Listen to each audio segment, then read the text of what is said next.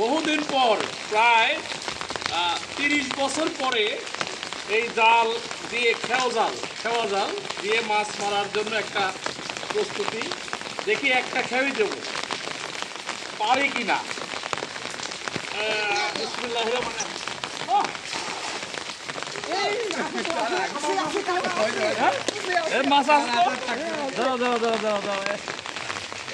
এই মাছ আছে, মাছ আছে, হ্যাঁ মাছ আছে।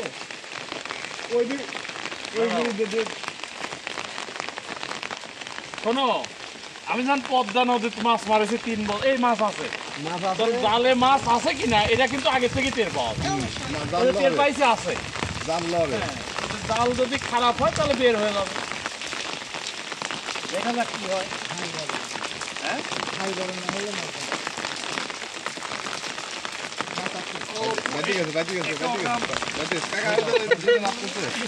কত বড় মাছ বাঁধেছে রে। তাড়াতাড়ি যাবো, এখানে বেঁধে গেছে। এই যে মৌসি আছে,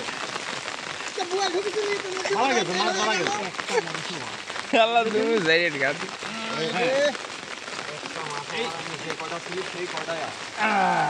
দেখি দেখি দেখি কই তোমার সিলভার না? শোনো, এই জালে মাছ ধরে ছেড়ে দাও, আর এই মৌসি গুলো আমাকে দিয়ে।